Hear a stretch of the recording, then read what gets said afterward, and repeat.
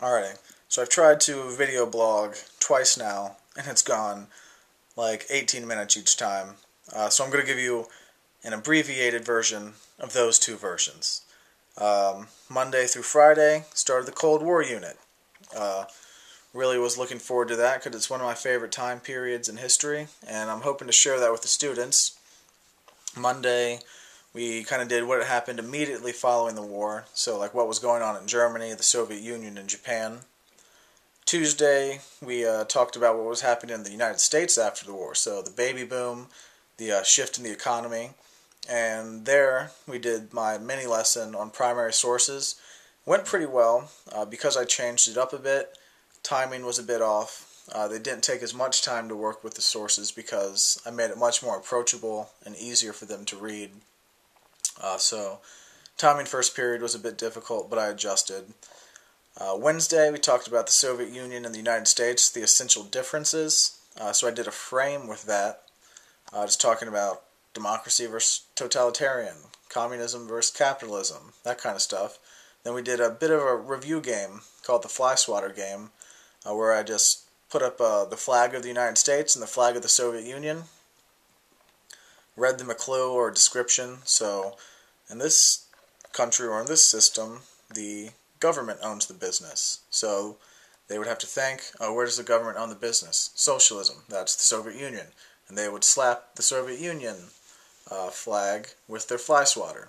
So kind of just reinforcing these concepts from the frame, because the Cold War's got a lot of new material, a lot of new stuff they've maybe not even ever heard of, or if they have, kind of really don't understand it.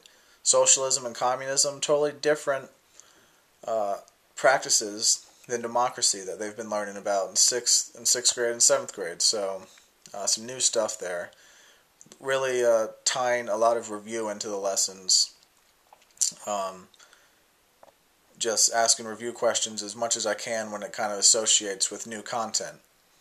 So Tuesday and Wednesday, Mr. James was not there, so that was pretty interesting. Things went pretty well. 8th period as a whole, no matter who's teaching, is always a bit more difficult, and kind of a struggle in that class. But 1, 3, and 5 went well. They kind of know me as the teacher now. Still think they can get away with a few more things, but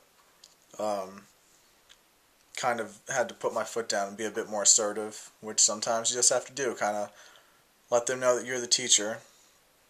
So Thursday, Mr. James was back, and he missed the lesson on Wednesday, which he really likes and thinks is important. So he asked for like 10 or 15 minutes of the lesson to kind of get up on his soapbox and talk about the United States and how we have like freedom of choices. It's all about decision making. Kind of the main idea he was trying to get to is that one of the main reasons that people are in school is to learn to do things on their own. Take responsibility for your own learning, your own decisions. And we now have a sign up there in the front of the class that says, the reason you are in school, learn to do things on your own. So kind of been stressing that, how in the American systems like democracy, we have freedom of choice, and all that good stuff. So the rest of the class we worked on concepts. I was a bit skeptical how it would work with 7th graders, and there were some good and there were some bad. The good is that when I checked them, and then when we were kind of going over them, a lot of people had good examples, essential characteristics, but then there are, I would say maybe a fourth of the class that were either confused by it, didn't try it, or just didn't really get it.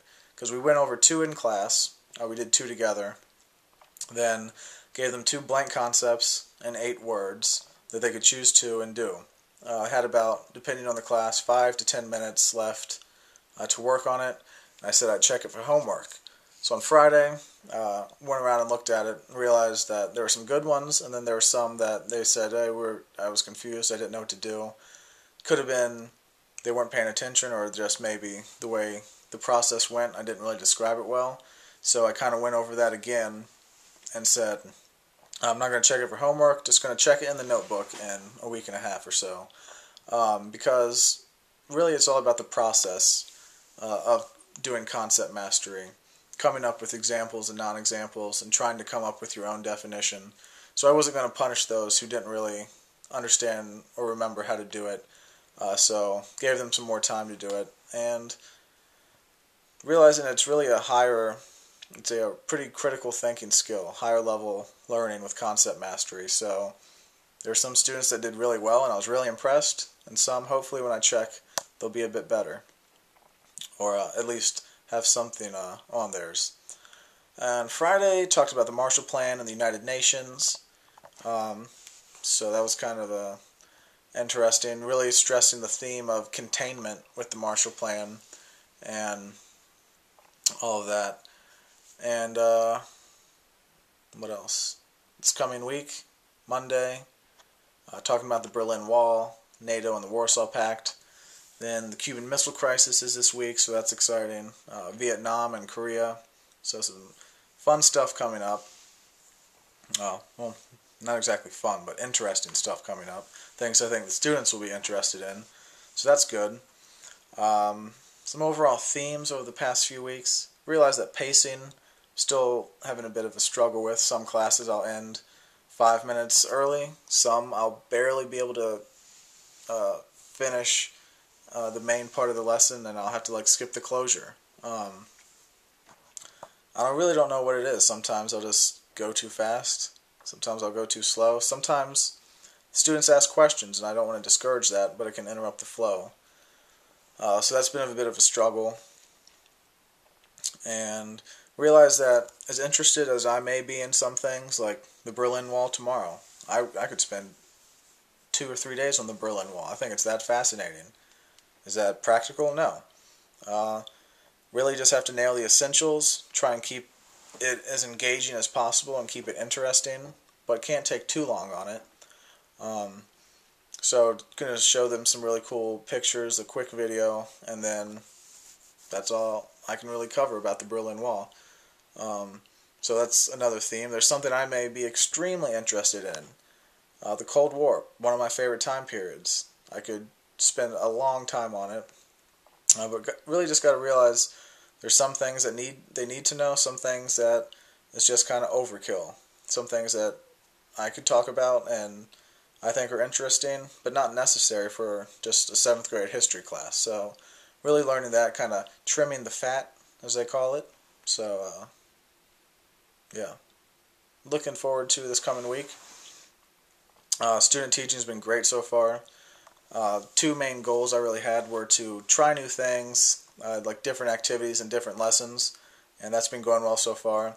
And to really just make sure that teaching is what I want to do. And right now, couldn't be happier. Definitely something I know that I'm going to want to do with my life, and just really happy with it. Wouldn't really rather be doing anything else right now. So everything's going well. Bit overwhelmed with job hunting, the e-portfolio looming over, and grad school assignments, but the student teaching part, everything's going well. Staying ahead of lessons, unit plans, and looking forward to the next week. Alrighty, I'll check back in.